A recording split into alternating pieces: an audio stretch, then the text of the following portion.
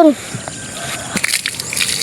Ito na mga bro yung unang pandaw ko sa bitag natin na pinainan ko ng saging. Malayo pa lang mga bro, nakita ko na yung kawayan na katayo na yung tinatawag naming palabtik. Sign yun mga bro na may kumain na talaga sa pamain natin na saging na hinog. Kaya lang napansin ko mga bro, hindi yung gusto nating mahuli yung kumain sa pamain nating saging. Sa tingin ko daga or ibon lang yung pumunta dito mga bro. Sapat na kasi yung bigat nila mga bro para matrigger yung bitag natin. Pero hindi sila mahuhuli mga bro kasi yung ginamit nating tali pang malaki or mabigat talaga. Hindi ko alam kung anong magandang ipain dito para mapalik natin yung target nating hulihin dito sa spot na. Pero aayusin ko pa rin to mga bro kahit wala nang pamain, baka sakali matsambahan pa natin to. Isingit ko lang to mga bro, gusto ko lang kasi i-share sa inyo kung anong ginagamit namin panghuli ng urang nung araw. Dahil sobrang dami ng kawain sa amin, ito yung ginagamit namin panghuli ng urang. Bali binubutasan lang namin yan mga bro. Yung kagandahan dito, hindi mo na kailangan ng pamain dito mga bro. Yung problema lang dito mga bro, hindi mo kagad ito mapapandaw. Kailangan kasi dito mga bro 3 araw na nakababad hanggang 1 linggo. Para sure ball mga bro na kada butas may tigda 2 laman talaga. At syempre mga bro, nagdala rin tayo ng trap dyan, bali 4 lang na piraso. Yung pamain ko naman dito mga bro, crumbles. Pero sa simula mga bro, pids talaga yung ginamit kong pamain dito. Pero goods naman mga bro, nakakarami din yun. Marami naman tayong pwedeng ipain dito mga bro. Katulad na lang ng nyug, paborito din nila yun. Nag-try na rin ako sa tinais sa manok mga bro, kaya lang konti lang yung urang, yung marami talangka talaga. Tapos na kami mga bro.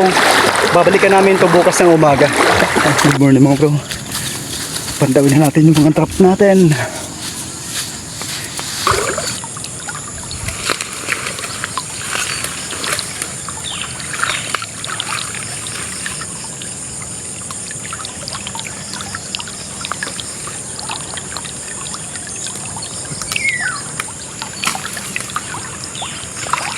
Tidak.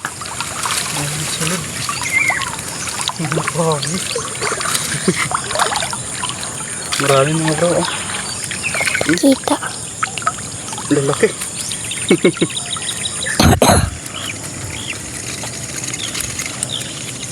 Ang damo. Ito.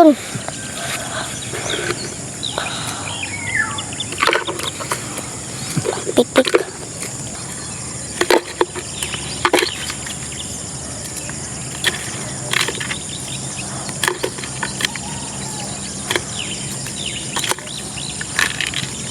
Yes, unang trap. Ito yung pangalawang trap natin mga bro.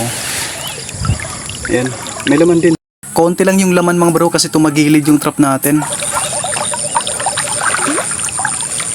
Ayun, marami to. Malalaki. Ayun o.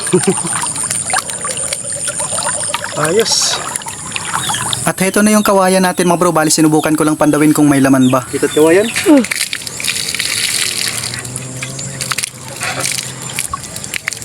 Uy. May isa kagad.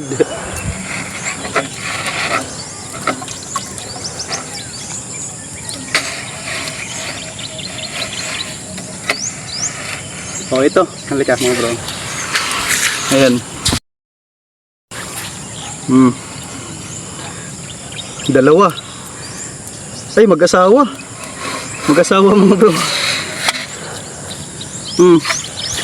Buntis na yung isa. Ito yung lalaki mga bro. Ayan, yung babae halata naman buntis na. 3. Asan na yung isa? Ano sa? Ito lahat yung nahuli natin mga bro. Marami-rami din to. Ayan, libre yung ulam natin. Tapos yung nahuli natin sa kawayan, yung 3. Yung 2 walang huli mga bro. Ayan, syempre ito. Pararamihin natin to mga bro. Eto lahat yung nahuli mga bro. Salamat sa panonood. Thank you Lord sa blessing.